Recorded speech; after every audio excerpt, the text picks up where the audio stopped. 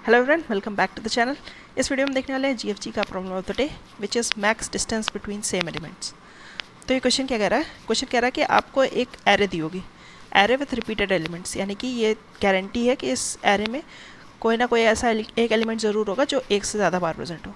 ठीक, अब ये कह रहा है कि आपको क्या बताना है? आपको बताना है maximum distance between any two occurrences of an element, यानी कि एक एलिमेंट जो मल्टीपल टाइम्स अकर हो रहा है, तो अगर उसकी हम कोई भी दो अकरेंस उठाएं तो अब ये बताना है कि उनकी दो अकरेंस के बीच में मैक्सिमम डिस्टेंस जो हो सकती है वो क्या हो सकती है। डिस्टेंस क्या है? डिस्टेंस है कि जैसे देखिए ये एलिमेंट एक फर्स्ट इंडेक्स पे भी प्रेजेंट है 1 और एक लास्ट इंडेक्स पे भी प्रेजेंट है 1, तो अब इसकी डिस्टेंस क्या होगी? इसकी डिस्टेंस होगी इसके इंडेक्सेस का जो डिफरेंस है, यानी कि 5 पे प्रेजेंट है और 1 पे प्रेजेंट है, तो यहाँ इसकी डिस्टेंस हो गई 4। लेकिन यहाँ पे मैक्सिमम डिस्टेंस की अगर हम बात करें तो एक 1 जो है वो 0th इंडेक्स पे प्रेजेंट है और एक 1 जो है वो लास्ट इंडेक्स पे प्रेजेंट है, तो 5 - 0 यानी कि 5, तो ये हमारा 5 आंसर हो जाएगा। तो ऐसे ही आपको बताना है कि मल्टीपल अकरेंसेस है मल्टीपल एलिमेंट्स की। अब आपको कोई भी दो अकरेंस उठानी है किसी सेम एलिमेंट की और उनके बीच की जो मैक्सिमम डिस्टेंस है वो आपको बतानी है। ठीक, तो जैसे अगर हम एक टेस्ट केस ले लेते हैं, जैसे कि ये टेस्ट केस है, अगर इसका हम आंसर फाइंड करने की कोशिश करें तो कैसे फाइंड करेंगे? देखिए ये तो गारंटी है कि अगर अकरेंस आप 1 की निकाल रहे हैं तो अब हम जो दूसरा एलिमेंट ढूंढेंगे वो भी 1 ही ढूंढेंगे। ठीक, और हमें क्यू की मैक्सिमम डिस्टेंस फाइंड करनी है, तो अगर हम दिमाग लगा के सोचें तो अगर एक 1 हम इस वाले एंड से चूज़ कर रहे हैं तो अब दूसरा 1 हम कौन सा चूज़ करना चाहेंगे? दूसरा 1 वो चूज़ करना चाहेंगे जो इससे सबसे दूर पे प्रेजेंट हो, यानी कि इस 1 की जो लास्ट अकरेंस होगी वही तो चूज़ करना चाहेंगे।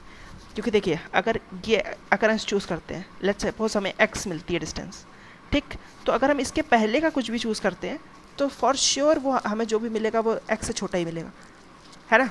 तो इसलिए हम ऐसा करेंगे कि जो 1 है, अगर हम 1 के लिए फाइंड कर रहे हैं तो 1 की जो फर्स्ट अकरेंस है वो ढूंढेंगे और 1 की जो लास्ट अकरेंस है वो ढूंढेंगे।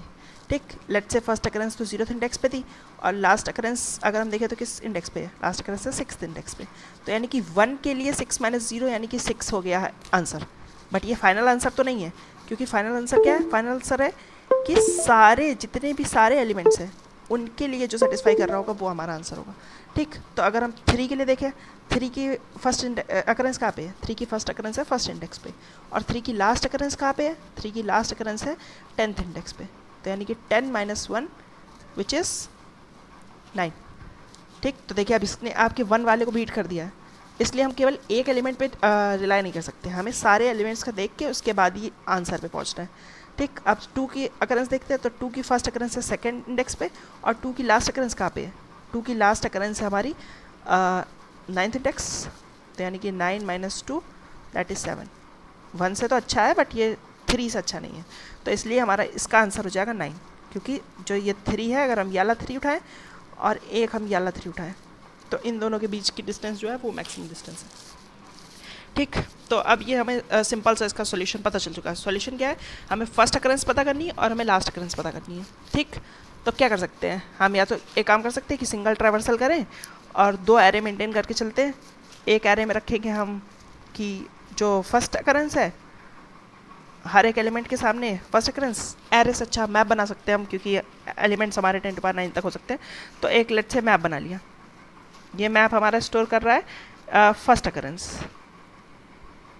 ठीक, तो इसमें हमारा 1 के सामने पड़ा होगा 0, 3 के सामने पड़ा होगा 2 और 2 के सामने पड़ा होगा 2। ठीक, सॉरी 3 के सामने पड़ा होगा 1 और 2 के सामने पड़ा होगा 2। और एक दूसरा मैप हम बना लें जिसमें हमारा पड़ा होगा 1 के सामने पड़ा होगा 6, 2 के सामने पड़ा होगा 9, 3 के सामने पड़ा होगा 10। ठीक, और फाइनली हम इस मैप पे ट्रैवर्स करके देख ले किसकी फर्स्ट अकरेंस कहाँ पे, लास्ट अकरेंस कहाँ पे, और उसका डिफरेंस निकाल के उसको मैक्सिमाइज करते जाए। ठीक, लेकिन इसमें क्या हुआ? इसमें हमारे लग के 2 आइट्रेशन। 2 आइट्रेशन कैसे? एक बार हमने एक आइट्रेशन में मैप बनाया, ऑर्डर ऑफ एन के आइट्रेशन में मैप बनाया, एक दूसरा जो ऑर्डर ऑफ मैप का जो भी साइज़ होगा हमारा उसमें हमने क्या किया? उसमें हमने मैप में ट्रैवर्स करा और फाइंड करने की कोशिश करी कि हमारा मैक्सिमम डिस्टेंस क्या हो सकती है। ठीक, तो वर्स्ट केस में कितना हो गया? ये ऑर्डर ऑफ एन, तो यही हो गया। और दूसरा मैप का साइज़ कितना हो सकता है? मैप का साइज़ इसने कहा है क्योंकि कि एक ना एक एलिमेंट तो ऐसा होगा जो रिपीट होगा, तो यानी कि ये ऑर्डर ऑफ n - 1 हो सकता है कि खाली एक एलिमेंट रिपीट हो रहा है और बाकी सारे एलिमेंट सेम है, तो यानी कि n - 1 यूनिक एलिमेंट्स। तो उस केस में ये हमारे 2 ट्रैवर्सल लग गए। ठीक, इसको हम क्या बेस्ट कर सकते हैं कुछ कि एक ही ट्रैवर्सल लगे और एक ही मैप में हमारा काम हो जाए। यहाँ पे हम दो दो मैप भी बना रहे हैं, तो एक ही ट्रैवर्सल और एक ही मैप अगर हम यूज़ करने की कोशिश करें तो क्या हम कुछ कर सकते हैं।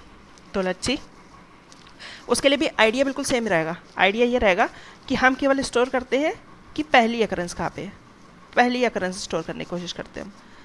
पहली अकरेंस हमेशा हम एक मैप में स्टोर करेंगे, ठीक। अब जैसे हमारा ये था 1 3 2 1 1, लेट्स सपोज बीच में कुछ भी, अब ये हमें पता है कि बीच के एलिमेंट का इतना फ़र्क पड़ता नहीं है, तो लेट्स सपोज ये 2 2 3, ठीक। अब हम क्या करते हैं, इसके सामने इसके इंडेक्सेस भी लिख लेते हैं, 3 4 5 6 7 8 9 एंड 10, ठीक। अब हम क्या करते जाते हैं, हम स्टार्टिंग से ट्रैवर्स करते जाते हैं। स्टार्टिंग से ट्रैवर्स किया, हमें पहला एलिमेंट मिला 1, ठीक। अब हम चेक करेंगे कि ये 1 की फर्स्ट अकरेंस कहाँ पे है। अभी हमने मैप में देखा, मैप में अभी तक 1 की एंट्री ही नहीं है, इसका मतलब 1 इससे पहले कभी आया ही नहीं है, ठीक। तो इससे पहले कभी आया नहीं, तो हम इसकी एंट्री अब डाल देते हैं कि 1 जो है उसकी फर्स्ट अकरेंस है 0th इंडेक्स पे, ठीक। अब आगे ये इन्फॉर्मेशन काम आएगी कि इसकी फर्स्ट अकरेंस जो है वो 0th इंडेक्स पे है। अब हम 3 पे आते हैं। 3 के हम पूछते हैं कि 3 की फर्स्ट अकरेंस कहाँ पे है, तो 3 कहेगा कि मेरी भी एंट्री नहीं है, मेरी भी एंट्री करो। तो 3 की अब एंट्री करते हैं, 3 है फर्स्ट इंडेक्स पे आएगा फर्स्ट अकरेंस। 2 आया, 2 ने कहा कि मेरी फर्स्ट अकरेंस कहाँ पे है, इसने कहा तुम्हारी भी अकरेंस का कोई अता पता नहीं है, तो इसने भी अपनी एंट्री करी यहाँ पे आके। अब देखिए दोबारा 1 आया, फिर से 1 कह रहा कि मेरी फर्स्ट अकरेंस कहाँ पे है, इसने कहा हाँ तुम्हारी फर्स्ट अकरेंस तो आ चुकी है, तो फर्स्ट अकरेंस है 0th इंडेक्स पे। इसने कहा अभी मैं हूँ 3rd इंडेक्स पे, तो यानी कि 1 का अब मैक्स डिस्टेंस जो हो गई वो इन दो 1 के बीच की हो गई, यानी कि मैक्स डिस्टेंस है B1 की 3। तो आंसर को हम अपडेट करते जाते हैं, आंसर हो गया हमारा 3। अगर इतनी एरे को खाली हम देखें तो इतनी एरे का आंसर है 3, इन दोनों 1 को चूज़ कर लेंगे, ठीक। अब एक आगे बढ़ते हैं, फिर से 1 आ गया, 1 ने देखिए हम अपडेट नहीं करेंगे क्योंकि फर्स्ट अकरेंस तो फर्स्ट ही अकरेंस है। एक बार जो एंट्री यहाँ पे हो गई उसको दोबारा अपडेट नहीं करेंगे, क्योंकि अगर हम ये वाली अकरेंस को अपडेट कर देंगे तो ये वाला 1 फिर छूट जाएगा ना, फिर अब सब लोग इससे मैच करने की कोशिश करेंगे, लेकिन ये तो बीच का 1 है ना, हमें फर्स्ट अकरेंस है, तो एक बार जिसकी एंट्री आ चुकी है उसको दोबारा अपडेट नहीं करेंगे, ठीक। अब ये 1 आया फिर से, इसने कहा कि मैं तो 4th इंडेक्स पे हूँ, मेरी क्या एंट्री इसमें पड़ी हुई है, इसने कहा हाँ एंट्री तो तुम्हारी पड़ी हुई है, 0th इंडेक्स पे आए थे तुम पहली बार। इसने कहा ठीक है, तो यानी कि अब इस 1 के साथ ये वाला 1 अगर कंबाइन होगा तो 4 डिस्टेंस बना सकता है। अभी तक का मैक्स है 3 डिस्टेंस, तो इसको अपडेट करके कर देंगे 4 डिस्टेंस, ठीक। तो यहाँ का तक का आंसर हो गया 4। अब इस 2 की बारी आई। 2 ने कहा देखो मैं तो अभी 5th इंडेक्स पे प्रेजेंट हूँ, अगर मेरी फर्स्ट अकरेंस है तो बताओ, नहीं तो अपडेट कर लो। इसने कहा नहीं नहीं तुम्हारी अकरेंस तो प्रेजेंट है, तो इसकी फर्स्ट अकरेंस है 2nd इंडेक्स पे। तो इसने कहा कि ठीक है अब तुम देख लो कि तुम्हारी मैक्स डिस्टेंस क्या बन सकती है। तो इसने कहा ठीक है अगर हम दोनों को चूज़ करोगे तो 3 जा सकते हो। इसने कहा कि नहीं नहीं हमारा अभी तक तो करंट आंसर जो है तुमसे अच्छा है, 4 है, तो हम नहीं लेंगे तुमको, ठीक है। तो इसको छोड़ दिया गया। फिर अब इसके बाद आया 3 आया, 3 ने कहा कि मेरी अकरेंस है 6th इंडेक्स पे, फर्स्ट अकरेंस बताओ। इसने कहा कि फर्स्ट अकरेंस तो तुम्हारी फर्स्ट इंडेक्स पे थी। तो इसने कहा ठीक है देखो हमारा आंसर 5 आ रहा है, तुम्हारा अभी तक का मैक्स है 4, तो तुम अपने आप को अपडेट कर लो। इसने कहा ठीक है अपडेट कर लेते। अब फिर 1 की बारी आई। 1 ने कहा कि मैं हूँ 7th इंडेक्स पे प्रेजेंट और मेरी फर्स्ट अकरेंस है 0th इंडेक्स पे। तो इसने कहा लो मैं तो ले आया 7 आंसर। तो इसने कहा ठीक है 5 से तो अच्छा ही है, 5 को अपडेट करके 7 कर लिया। तो यानी कि यहाँ तक का आंसर 7 हो गया। इस वाले 1 को चूज़ करो और आप ये फर्स्ट वाले 1 को चूज़ करो, इन दोनों के बीच की डिस्टेंस जो है वो मैक्सिमम है। अब फिर से 2 की बारी आई। 2 ने कहा मैं हूँ 8th इंडेक्स पे प्रेजेंट और मेरा फर्स्ट अकरेंस जो है वो 2nd इंडेक्स पे है, क्या मैं कुछ अच्छा कर पाया। इसने कहा अच्छा तो करा लेकिन मुझसे अच्छा नहीं करा, तो यानी कि 7 ही रहेगा। इसने कहा 2 ने कहा फिर से मैं ट्राई करता हूँ, मैं 9th इंडेक्स पे आया हूँ, मेरी फर्स्ट अकरेंस है 2nd इंडेक्स पे, फर्स्ट अकरेंस हम इस मैप से चेक कर रहे हैं, फर्स्ट अकरेंस है मेरी 2nd इंडेक्स पे। इसने कहा कि अब मैं ले आया 7, क्या मैं कुछ अच्छा कर पाया। इसने कहा कि हाँ पिछली बार से तो अच्छा किया लेकिन जो ऑलरेडी है वो भी तुम्हारे जितना ही अच्छा है, तो इसको अपडेट नहीं करेंगे। अब 3 आया फिर से। 3 ने कहा कि लो मेरा आखिरी ट्राई ले लो, मेरी जो अकरेंस है वो है 10th इंडेक्स पे, मेरी फर्स्ट अकरेंस बताओ। इसने कहा फर्स्ट अकरेंस है तुम्हारी फर्स्ट इंडेक्स पे। तो इसने कहा ठीक है, तो मेरी अब दोनों अकरेंस के बीच का डिफरेंस कितना हो गया, दोनों अकरेंस के बीच का डिफरेंस हो गया 9। तो इसने कहा ठीक है ये तो उससे भी अच्छा है, तो इसने कहा कि अपडेट कर दो। तो फाइनली हमारे पास आंसर जो आखिरी में लास्ट में आंसर में हमारे प्रेजेंट है वो हमारा फाइनल आंसर हो जाएगा, ठीक। अगर हम इसको कोड में देखने की कोशिश करें, इसमें हमें बेसिकली एक बार टाइम कॉम्प्लेक्सिटी और स्पेस कॉम्प्लेक्सिटी देख लेते हैं। तो देखिए ट्रैवर्सल तो एक ही किया है और मैप भी एक ही यूज़ किया है, तो यानी कि ऑर्डर ऑफ n टाइम और order of n space use किया हमने खाली। ऑर्डर ऑफ एन टाइम और ऑर्डर ऑफ एन स्पेस में किया है, और यही शायद हमारा एक्सपेक्टेड भी था। Let's see,